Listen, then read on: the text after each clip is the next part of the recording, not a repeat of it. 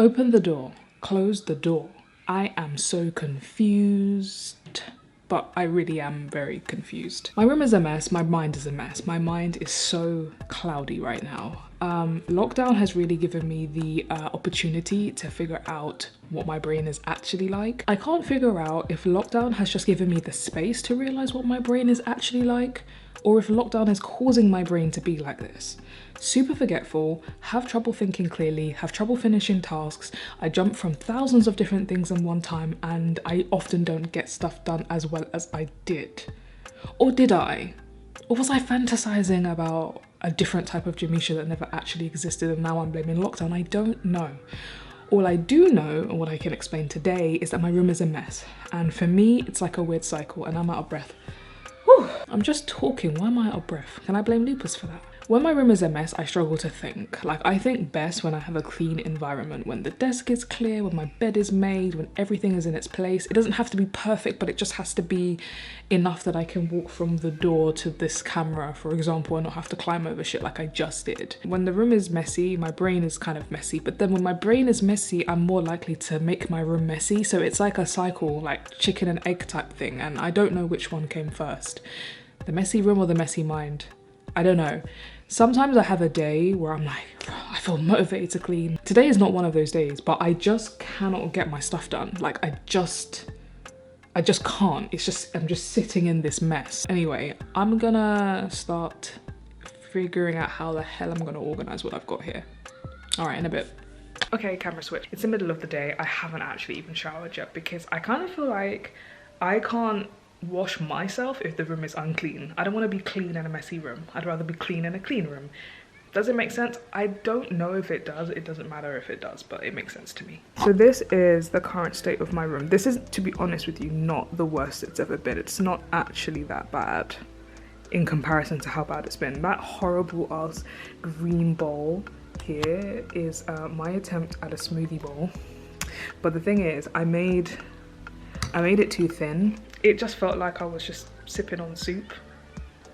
Cold, sweet soup. You know, got the clothes here, we've got bags here, laundry that needs to be done, open drawers that look ugly, my to-do list, my journal, I haven't even written my journal yet, photos of my nan and me. So I decided last minute that I was gonna vlog, and then I couldn't find the battery for this camera, and I knew the battery was in there somewhere, and now 8 hours later. Okay, so as expected, I got distracted and I didn't tidy anything. Now it's the evening. I did ponder not tidying and just starting work, but I'm going to commit. I'm going to commit to tidying because I said I'm gonna do it. It's gonna make me feel better. I know it's gonna make me feel better, but I just wanted to show the realities of my brain. I genuinely don't know where the time went.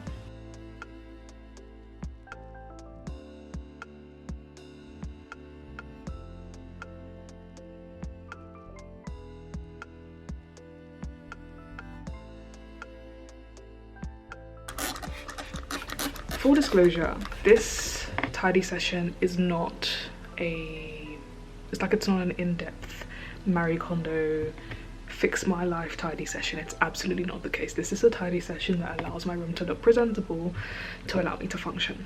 If I am seen stuffing things in drawers, mind your business. One of the things that I kind of had to recognize with myself is that I am a perfectionist. It doesn't mean that's a good thing though. I think people need to clock that the word perfectionism is not necessarily always a compliment. Like, we kind of take it as such. It's like, oh my god, I'm a perfectionist, blah blah blah, and it's like this badge of honor. It's absolutely not, because perfectionism doesn't necessarily mean you're actually good at things. It just means that like you need them always, like you need things to always be done to perfection, which is almost impossible. So that means that you're never satisfied. So I'm never satisfied with how tidy my room is because I'm a perfectionist. It's never going to be perfect. I'm never satisfied with the videos I make and the vlogs that I do because I'm a perfectionist. I'm never satisfied. It's not really a good thing. I'm not really trying to be one of those. Having high standards is fine. Having like aspirations for your content, for your room, and all these goals that you want, that's fine. But perfectionism, I do not think is something to actually strive towards. I actually think it's hella damaging.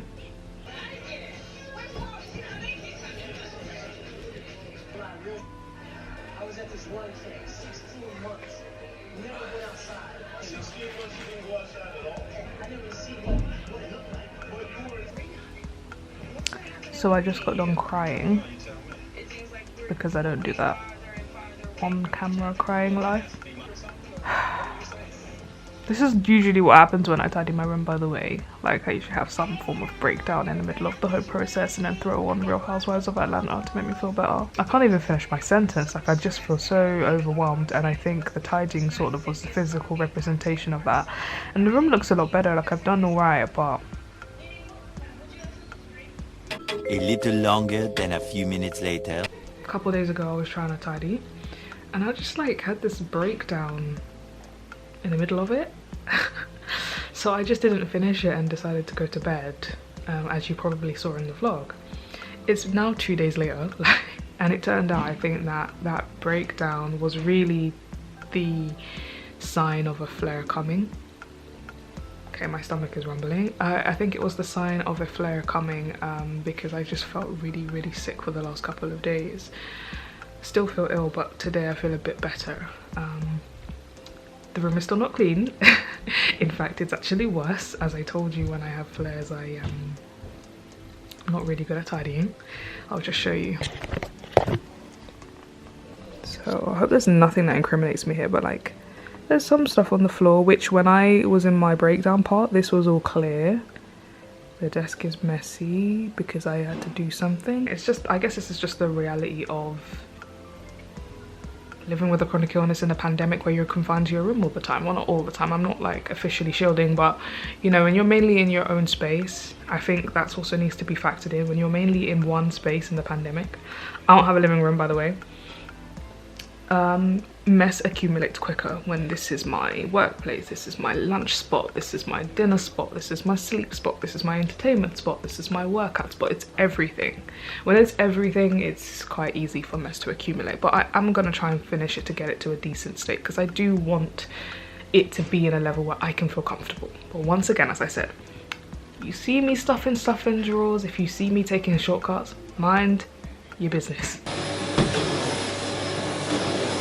Finished but not perfect. That was something that was said to me by my teacher, one of my favorite teachers. He taught me documentary and sort of changed my whole perspective on film. And when I was in film school, I would always get so frustrated about my projects. I hated them. When they were finished, I would just think about all the parts that I hated, all the bits I could have done better. The fact that it didn't look like what I wanted it to look like in my head. And that was what he used to tell me.